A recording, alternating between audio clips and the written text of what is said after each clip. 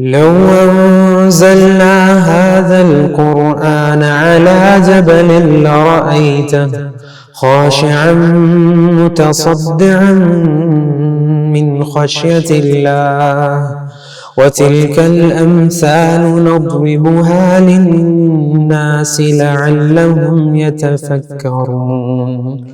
هو الله الذي لا إله إلا هو عالم الغيب والشهادة هو الرحمن الرحيم. هو الله الذي لا إله إلا هو الملك القدوس السلام المؤمن المهيمن العزيز الجبار المتكبر سبحان الله عما يشركون.